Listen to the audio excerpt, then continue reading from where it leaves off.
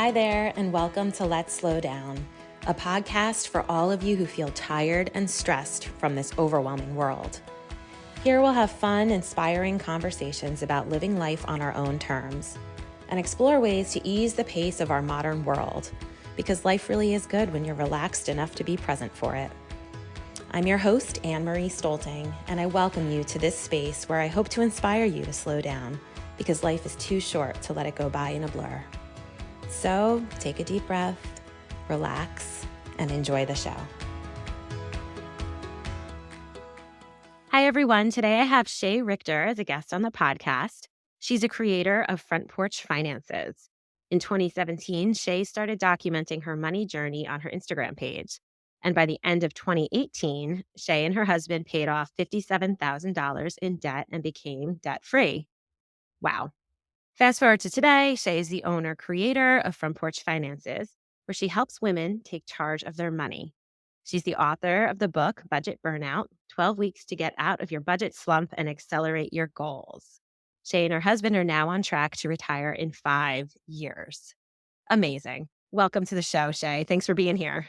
Thanks for having me. I'm so excited.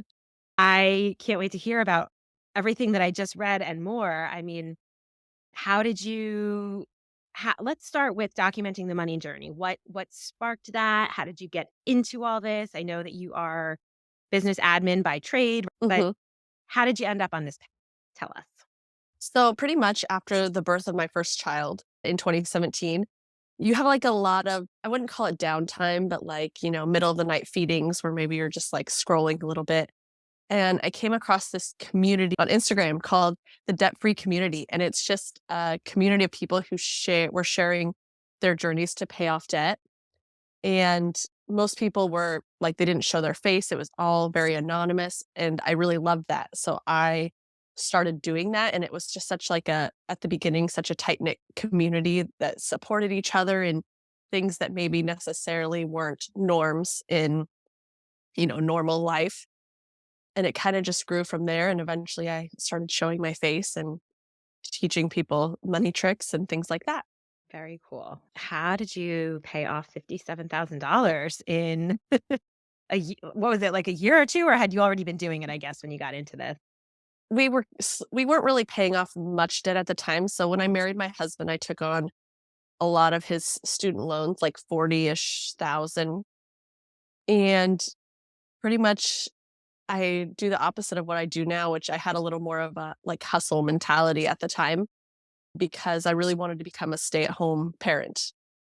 And I knew I couldn't do that if we had all this debt hanging above our heads. Mhm. So really, I was just working part-time from home with my one little one, and I just started like reselling on the side.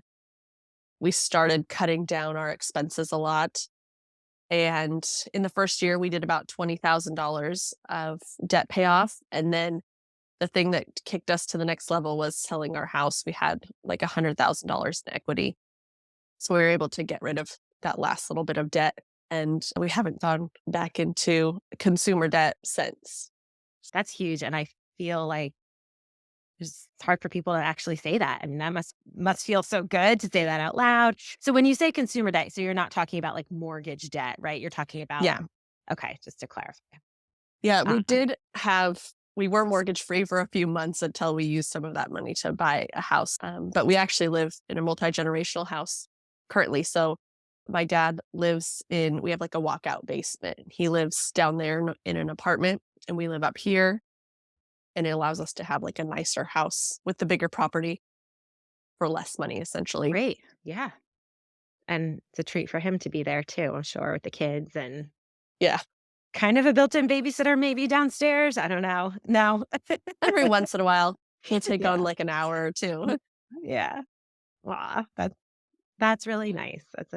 Yeah. It's a nice relationship to have with your dad. Yeah, it's really great, watching the kids and him play, or even just like my husband and him have a really good relationship. And yeah, it's fun to just be on the It's outside. And special.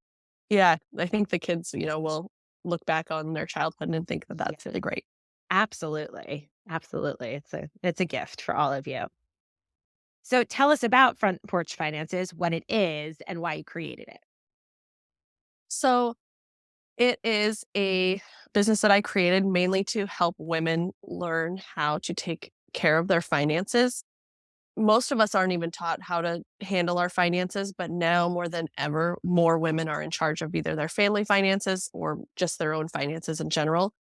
And it just seemed to be such an important area that needed to be talked about. So I just wanted to help other women because for me, like me and my husband, I am so much more passionate about money and finances and budgeting. And I know that there are more women out there who want to be. And I just feel like I can relate a lot as a mom and as a woman, obviously. Sure. Yep. And it does seem like there's usually one partner that Yeah. gravitates towards it more. And it used to be so traditionally like the man did that. But as you said, I mean, obviously that's certainly not the case. And I think it's just a different perspective coming from a woman's perspective as well. But that's my pet peeve with all this like financial education is that many of us with multiple college degrees didn't get a lot of finance training, Hmm. schooling, education. It's like a foreign language. It's Yes. very feels very out there for those of us that didn't have any kind of traditional education in it. I Yeah. think it's great that you're doing. And so you offer consulting and Hmm. obviously you're an author. Your book is coming out. Is this Hmm. your first book? Yes. I'm Coming so out June nervous and 1st. Yeah. excited. And proud. How about proud? You should be Yes. so, so proud. Oh, That is a huge endeavor. thank Con- you. Congratulations. Yeah. Thank you so I'll be much. putting all this in the links for everybody listening so that they can check all that out. And by the time Perfect. this episode airs, your book will have launched, have dropped, so it'll Yes. be available, guys. So you talk about reaching your financial goals with slow living. And here let's slow down. Obviously, slow living is something that we're very passionate about. And I always say it's something like I like to talk about it because I don't think we can ever truly master it, but I can't quite wrap my head around the how. Like I know why we all wanted, Hmm. all the benefits and read so many books, talked to so many people, and I think most of us listening know why it's important to slow down. But the how of it is the really tricky part. And it's something that I think we need to return to Hmm. daily, sometimes multiple times per day to sort of like circle back, bring us back to what our core values are, what's important, how we want to make decisions moving forward to reflect those values, be in alignment with how we think and feel and with those around us. Hmm. So, how can we incorporate reaching financial goals with this type of mindset? So for me, what I and my clients, what I have found works really great is it's not everyone's favorite thing, but like when you want to live slower, you need to cut some more of your expenses. You need to simplify your expenses. So much of people's mentality, I got to hustle and make more money. I got to work extra hours. I got to do this. I got to do that. And for a lot of people, especially parents, we don't want to work more. We want to slow down and spend time with our kids. They're only small for so long. And so I think simplifying your finances is a huge one. Also, just trying to do free activities. There's so many free things out there to do for people and families. There's hiking and ways to enjoy nature. And like that's a great way to slow down too. And so for us, we really focus on free activities. When we go on vacation, it's like, let's find 3 free activities for every paid activity. And you get to experience a little bit of both. Love that. That's great. And the library. I never really took Yes. advantage of the library until I became a mom. I don't know why. I just Hmm. didn't. I don't know. I guess as a kid, you're like, that's kind of lame. You think Yeah. of it as like for like story time for little toddlers, and then that's it. But the library has so much. And if you are people listening, if you don't check your library out, you're missing out because Hmm. I mean, not only is it all free, but there's just so much there and it goes so it's expands so far beyond the rows of books. There's Yes. so that all the audiobooks and digital books and the programs that they offer. I've personally taken a lot of adult programs. My kids have taken some, there's Lego classes and craft classes and just there's something for every age and interest out there. And it's Hmm. nice because you can connect with people in your community too. So Yeah, that's a bonus. absolutely.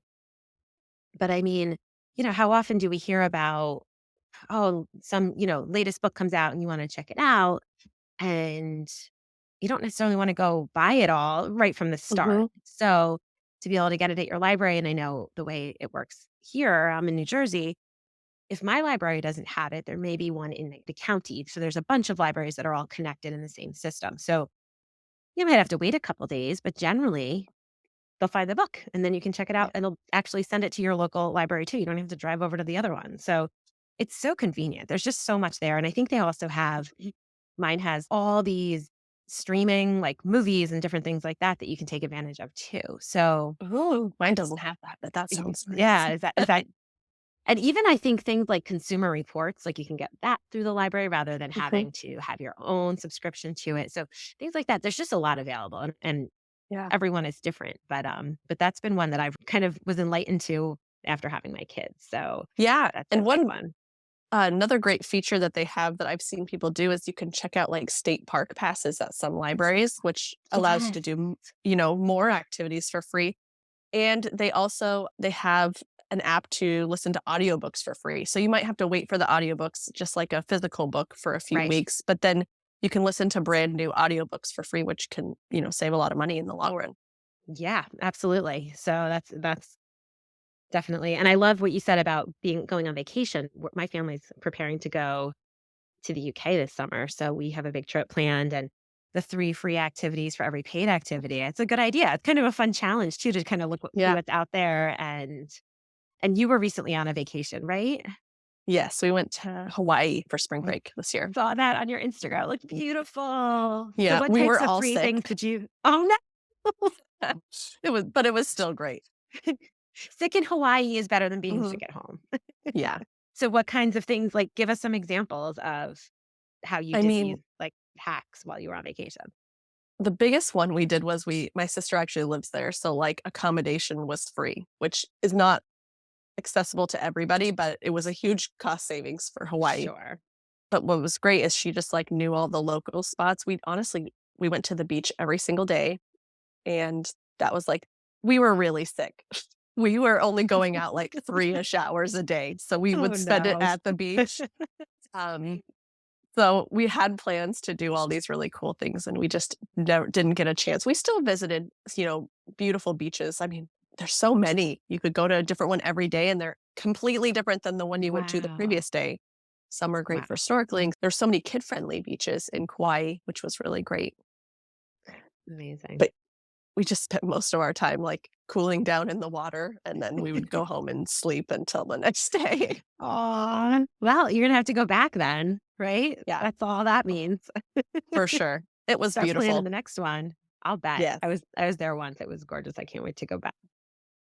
And like you mentioned too, free activities like hiking, getting out in nature, and Yes. and that it's so grounding. I mean, I love trying to get outside and doing that as a family on a vacation is Mhm. special. It's really, really special. And it's another way to see the place that you're visiting. So Yeah, and so awesome yeah, all of ideas. our activities were free essentially, but we did eat out, like, a few times, support some of the local, places there.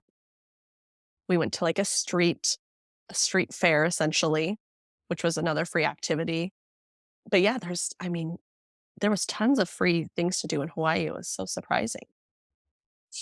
That's We just spent our time at the beach. awesome. Why not? That's what I would do Mhm. too. Mm. And how about let's talk a little bit about when you say simplify expenses, and I am all about simplifying like anything and everything that I can because I have found as my kids are getting older and their lives, they got a lot more going on. It's like simplifying is the only way to keep it all straight. It's the only way for me to keep some kind of like peace of mind and simplifying the expenses is huge. So let's talk about that for a little while. My husband and Okay. we went a few years ago, we were trying to simplify things too. And we still have like 1 or 2 credit cards. We don't really use them regularly. We pay everything off, but we are not big credit card people anymore because I felt like it's like everywhere you look, like, okay, get the Target card and get all the different store cards and things for whatever points you're getting or this and Mhm. that. It can get really overwhelming. And it's the opposite of being simple because then you've got, even if you're doing auto pay, that can get dangerous because all of a sudden you're getting a lot of bills coming and going, but it's just Uh-huh. hard to keep track of. I feel like it's hard to see like your true picture of what you're spending. So we simplified big time with that, and I have found it to be really helpful. That's just in terms of, like, just the cards, but talk Mhm. about how ways that you've simplified your expenses. So a few years ago, my husband and I we had like a talk and we had to decide, like, we were just wanting to simplify too. And we decided what are the most important things. And we listed three of the most important things in our lives. And the funny thing is, none of them cost money. It was like being with our kids, our family, and things like that. So then we were like, well, we should just cut out the junk. If it's not important, why do we need it? So that's really what we have done. We don't pay for a lot of like subscriptions. We do everything as cheap as possible. First of all, like the library was one thing. So it's not like we pay for an Audible subscription or we buy books or things like that. Right. We always like shop secondhand. So in our budget right now, it's there's just not a lot of bills, like bills that we have to pay every month. It's like our house, our phone, our trash, our life insurance, preschool, and like that's pretty much all of our bills. So they're very simple to keep track of, remember. And then same as far as all of our other budget categories. We lump a few things together if need be. We don't even people find this controversial, but we don't budget for like eating out. We don't budget for clothes. If we need to utilize those things, we take it out of the little amount of spending money that we have. And I don't necessarily suggest that for everyone, but it's just what's important for our family goals, which is we want to retire in a few years to live even a slower life. And so we really just, yeah, cut out all the extras. The things that are important to us is traveling with our kids. So we will put more money towards travel and less towards buying brand new clothes or buying brand new stuff. And that's kind of how we do it, I guess. That's amazing. That's amazing, and I think that that initial discussion of those core values and Mhm.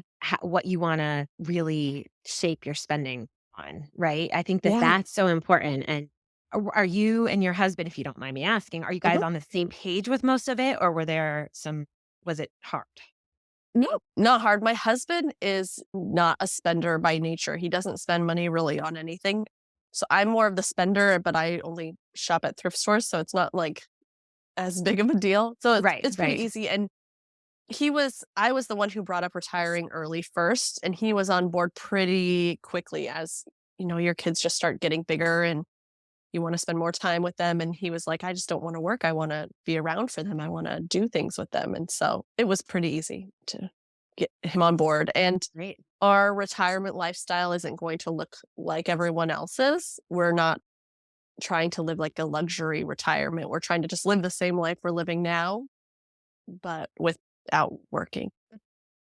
So you would still have like your travel budget and things like that, Mhm. like just focus on the things that are important. And so how old will you be for your target retirement? So the original age was 40. I'm now saying like 38, but I think more realistically, it's going to be like 36. So it That's keeps getting amazing. lower. I thought you were gonna go the opposite way, like, originally it was 40, Oh, now it's 45. no. I mean, once you put your mind to something, it kind of, and once you decide your core values and your goals, it's easy to just, you look like, do I want to buy a new car this year? My car is getting old. And then you're like, well, that would put us back, this much longer. You're Right. like, nope, just going to keep trucking with what I got. And Uh, that really helps those decisions, those day-to-day mhm. decisions. Car's bigger than day-to-day, but I think when you Yeah. have that end goal in your head, Hmm. you can like, "Okay, I don't really need that outfit. I already have 5 that are, just as good. I like them Yeah. just as much." It just helps you talk yourself down if you're having that, like, Yes. you And know I'm a big, like, as far as even outfits go, like, I try to buy nicer quality stuff once again at the thrift store. But, like, if I buy those things, I can resell them, and then I just recycle that money into new clothes, and that's kinda how I just keep clothing myself. It's like, don't that spend any extra money, but just, get rid of what I have. If you buy Sure. nicer things, you can usually sell them. If you're buying maybe not so nice brands, then you probably can't sell them, but Yeah, they probably wear out and then yeah. And there's And I some mean, things I get like that too that just get like a hole after I wear them sure, twice, and you're like, there's "Well." definitely an expiration date on certain things, but some things Yeah. can last a really long time. So, Yeah. Even at the um, thrift store, you could buy trendy, cheap items, like cheaper brands, and then just, like, put a little more money into the nicer, like, the solid classic pieces, and that also saves you money too. I love that.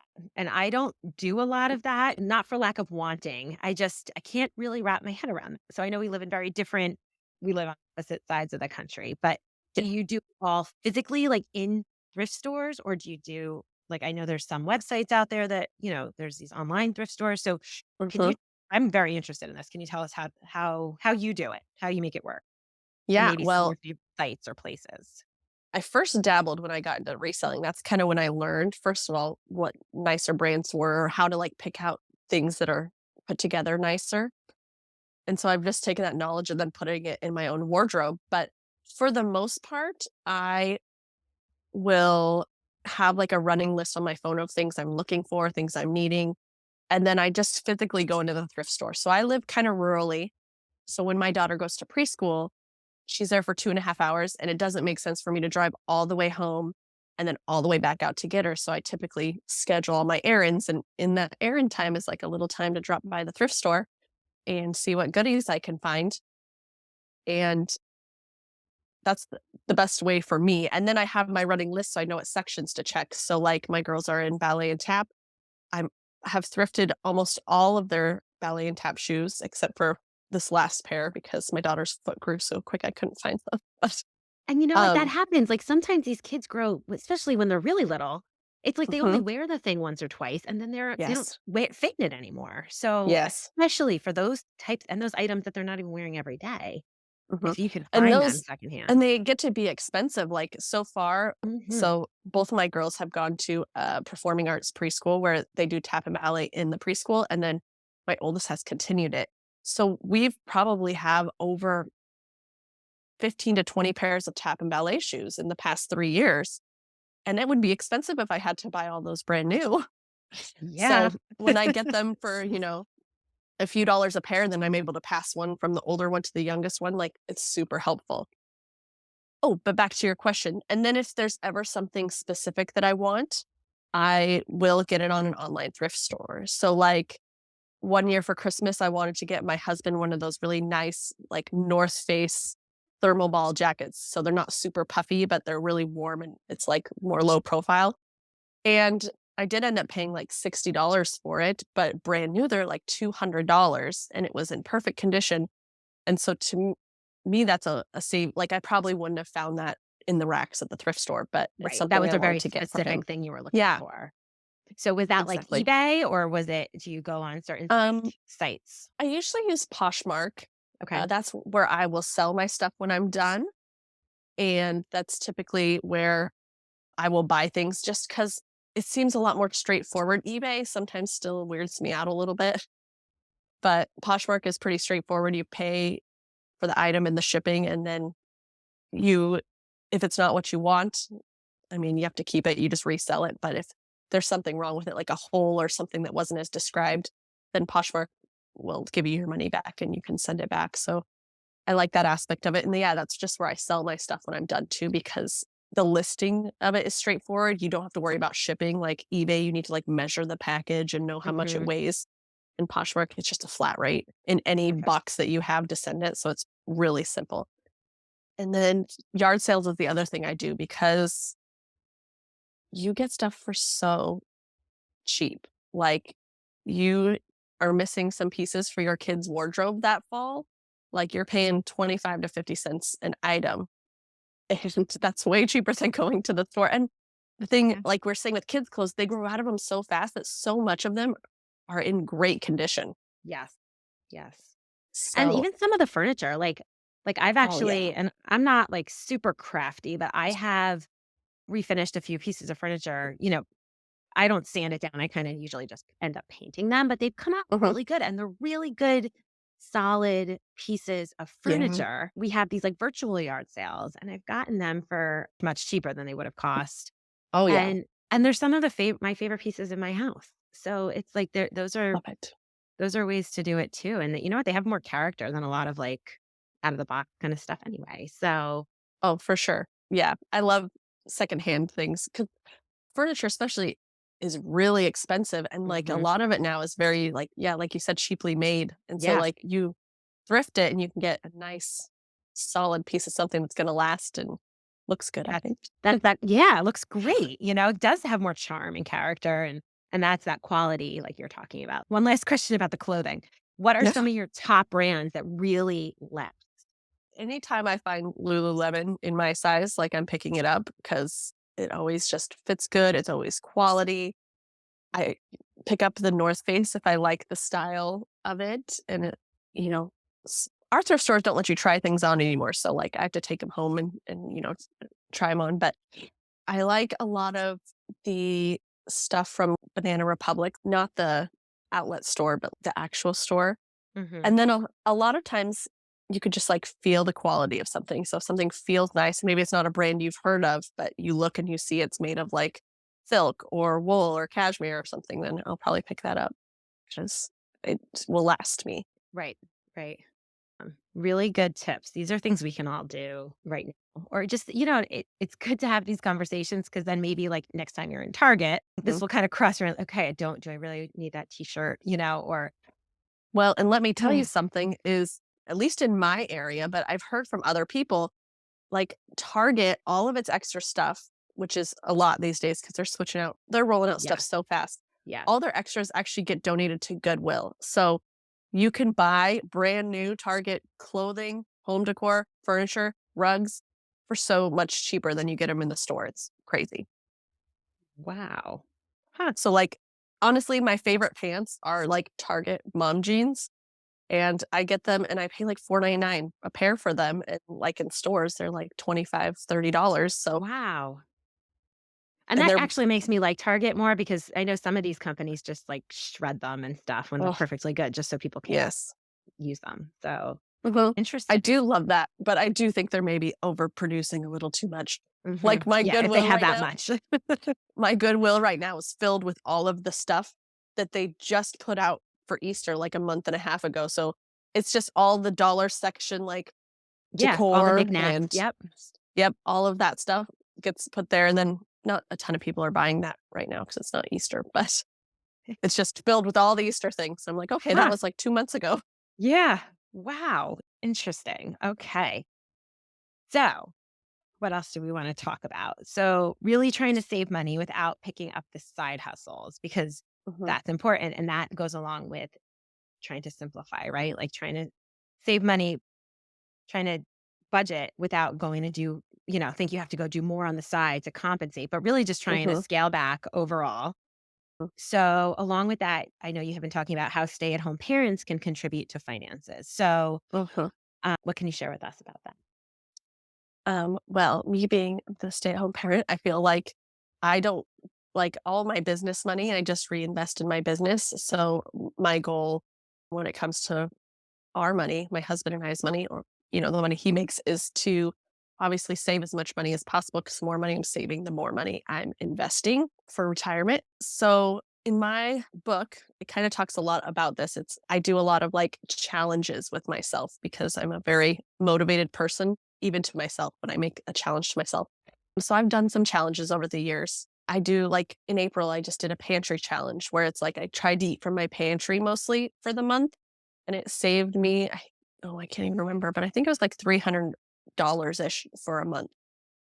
And if I wouldn't mentally think that, like, do that, then I would have just spent that money that I Sure. normally do. And it's not like it's any more work. It's the same exact work because I meal plan every week anyways, and I grocery shop every week. But yeah, I challenge myself with little things. In 2021, I did a no spend year, which I don't necessarily suggest for everyone. It's kind of a tough one, but after the end of that year, we saved 48% of our income, where the previous year we only had saved 13%. So just by, it's not like I was hustling to do more things. I was doing less things because I wasn't spending the money. Kind of just things like that, like think outside the box. So I do travel hacking. So I know you're not very into credit cards, and I was very anti credit card for a long time, but I was able to, through travel hacking, score our round trip tickets to Hawaii for $140 for all four of us. So that Wow. saved us immensely. My mom told me that her and my stepdad went to Hawaii to see my sister too, and they spent over $1,000 on their two tickets. So that one I don't think necessarily takes a lot of work. Once you set up a system in place, it's pretty simple. But Hmm. starting out, that one kind of takes a little bit of like knowledge and stuff to Yep. kind of get rolling. But it's so worth it. We're flying somewhere international next year, and I almost booked the tickets, but I have enough to book my husband and I to fly free international next year, which once again, huge savings. So Yeah.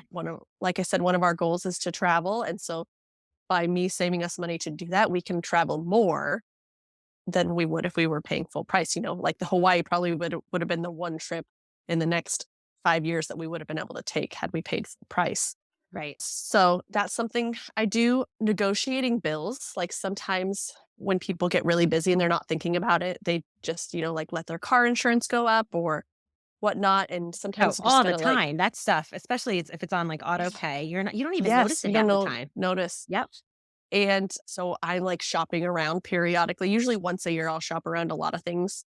I usually get our cell phones for free through like promotions. And sometimes we have to switch companies, and that can take like, honestly, like 6 hours to do. It's such a pain, but and we'll usually get 4 free phones out of it. So it kind of makes it worth it, essentially. But kind of that's my job as like home manager or home economist, as some people say, is like finding or doing those things to save money. And while I'm not physically contributing actual money, like if I wasn't doing these things, we would have a lot less money.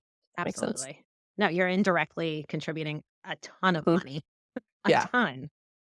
I'm interested in hearing about this no spend year. How did you handle like gift giving, like holidays, and when the girls, I mean, that wasn't that long ago. I'd imagine the girls were Mhm. growing pretty quickly. Like, how did you handle that? So And I guess it was food. Like your food, obviously, you still had spending like on that. Like, what was your guidelines for it? yeah. So I came up with the idea kind of after reading a book of a woman who did it. And I changed things a little bit, but our rules were based once again on our values.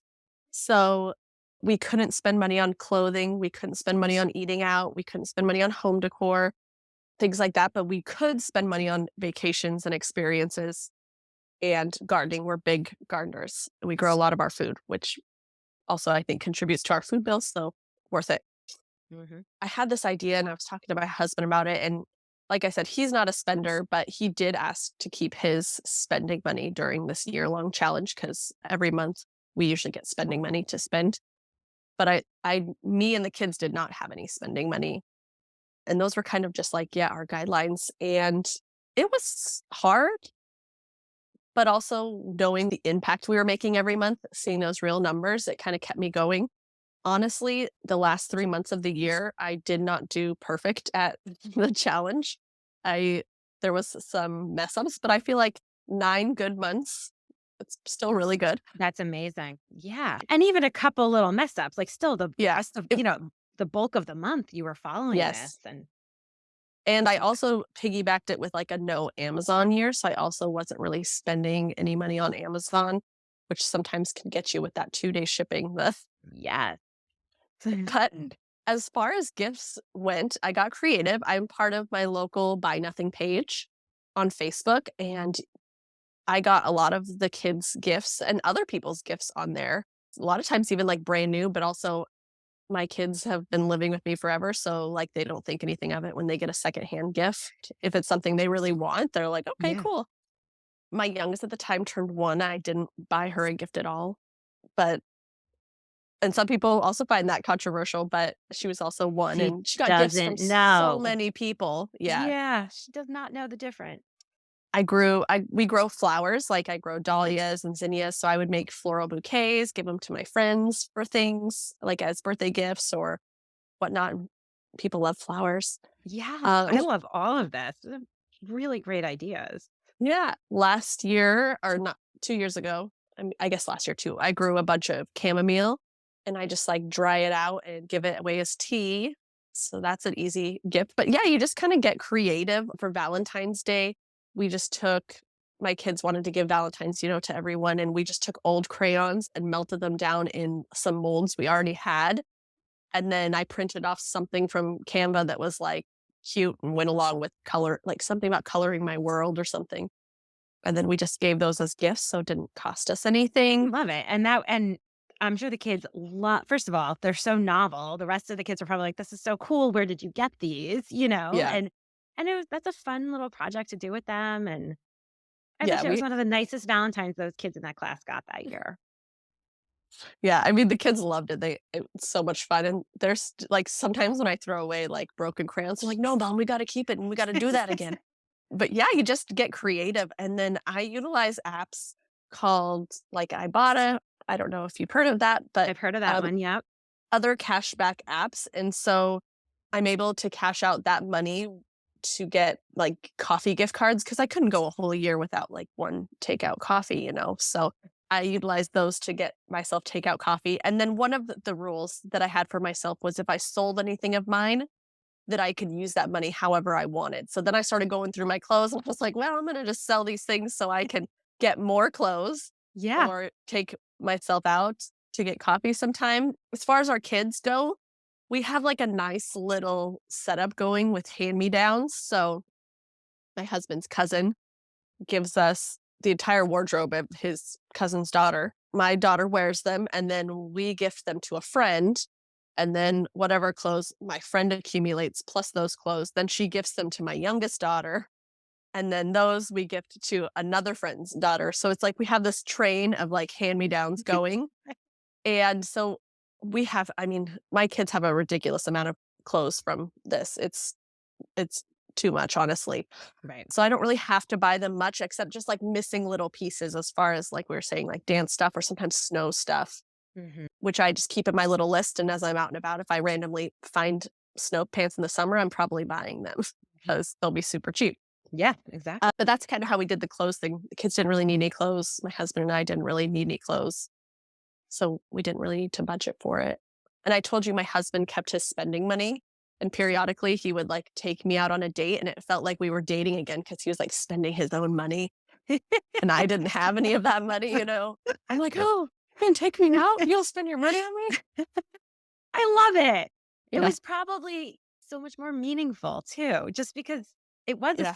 it was really special. You do it, not that, I mean, we're not going out on a lot of dates these days, but like just going out quickly to grab takeout or get a quick dinner, you don't value it the way I'm sure that you were probably so grateful for that night. And it's just Yeah. makes it It that was much so more great. special. I love it that he saved that for you. Not That's all the time, love. but sometimes. Oh my gosh, that's awesome. And then your pantry challenge, I'm just thinking because I'm getting ready to go away pretty soon. So that sounds like a really good thing to do before a vacation to Yes. just clean out. And you don't know sometimes what's in the back of those cabinets. It just gets lost. So what tips do you have for us for this pantry challenge and how often do you do it? So I do the pantry challenge once a year, usually April. I don't know why, but I use it to just get rid of stuff that's about to expire and to make room in our freezer and pantry for our garden stuff. So sometimes I like can and preserve things from our garden. So pretty much what you do is you need to like just check everything you have and take note of like what's going to expire soon, what you need to use up, the soonest.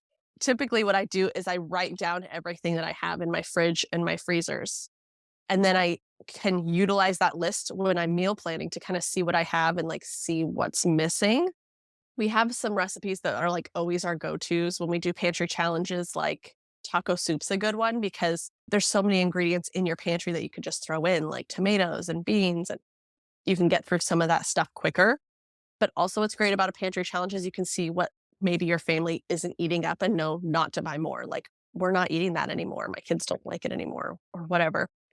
So then it will create less waste later when you're shopping. But yeah, I pretty much really just take note of what we have and then utilize that to create recipes.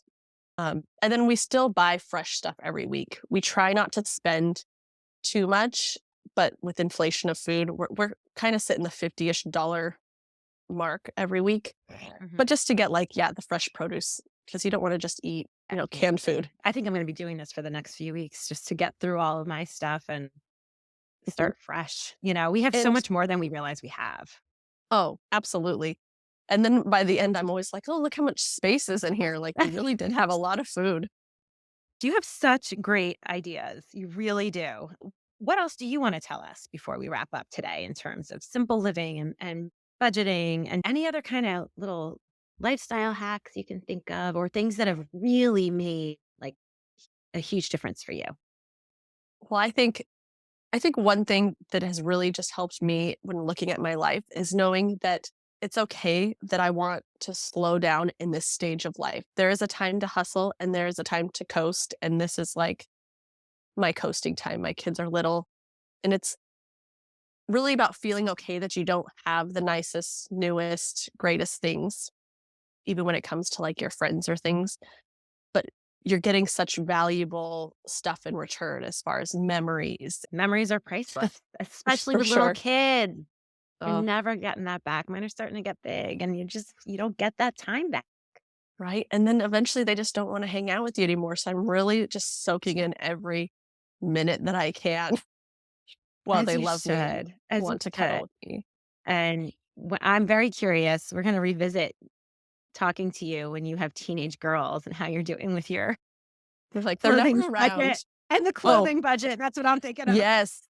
And I know that that may change, and that's Right. okay because I can Right. look back on all these years and think, "We did really good the first so many years." It was a good run. Yeah, exactly, exactly. Oh my gosh. Well, you're finding Lululemon on Poshmark and things, so that gives Oh, me hope. it's at That the gives me it's hope. at the thrift store all the time. I find it all the time at the thrift store, and it's, like, never more than, like, $5. My So, gosh. it's, like, Okay, a great find. good to know. And book is coming out, Budget Yes. Burnout, and I would personally love to see you write a book about retiring early. So can that be your next one? Maybe. I actually have another book in the works, but maybe that could be my next one. But the exciting thing about Budget Burnout is that it's very similar to, like, all these things we were talking about. It's just, like, little mini challenges to save you money, and it's not you hustling more, it's just you taking, a few minutes out of your day to save money and, like, actually see some actual progress. Because so many times people think the only way that you can, like, get yourself out of debt is to hustle more, to take on more, to take on that second job, to do all that. And so the point of this book is to show you in, like, a small challenge every week for a few weeks, you can see, like, an attainable number to go towards your money goals. And that makes it more fun too. Like everybody Oh, likes a good challenge, and you can kind of do it me too. in your household. And Yeah. yeah, I think kind of trying to gamify it a little bit makes it Mhm. just, you can have fun with it. It doesn't have to be a total Yeah. drag. So Exactly. And it's like, well, when I wrote this book, my husband's like, "Is it gonna be, like, year-long challenges?" And I was like, "No, I have to make it short." People's attention spans are not oh yeah, no one wants to do short as something for a ever. year. Yeah. 1 week Right. seems good. 7 days. Just give me Yeah. 7 days. Oh, can't wait to check it out and try a lot of these things as well. So, Shay, thanks for your time today, and thank you for Yeah. doing what you're doing and writing these books and talking about this and having your this business and your website and everything because this is something that a lot of people could benefit from. And I'm going to be one of them. I'm going to start doing these challenges. So, Yeah.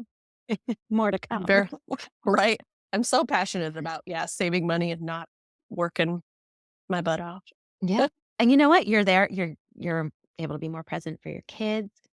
All the things you're doing, even though it might not be the main motivation, Mhm. a nice side effect is that they're incredible for the environment. So Yeah. you're doing that. I mean, those are two like amazing. One of those reasons would have been phenomenal, but you've got a couple Mhm. going, and just your goals and your well being, and it's amazing. And those memories are worth every bit. So Oh, yes.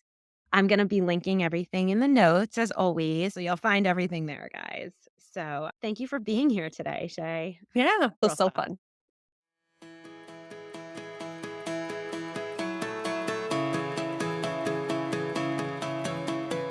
I hope you enjoyed today's episode and have been inspired to slow down and start living life at your own pace. As a brand new podcast, your listener voice matters. If Let's Slow Down is resonating with you, please take a minute to leave a review and rate us. Subscribe to the show wherever you listen and share it with friends. Remember, this is a process, so go easy on yourself. Be gentle and take all the space you need to thrive, because the world needs you to be at your best, to love and serve others and yourself.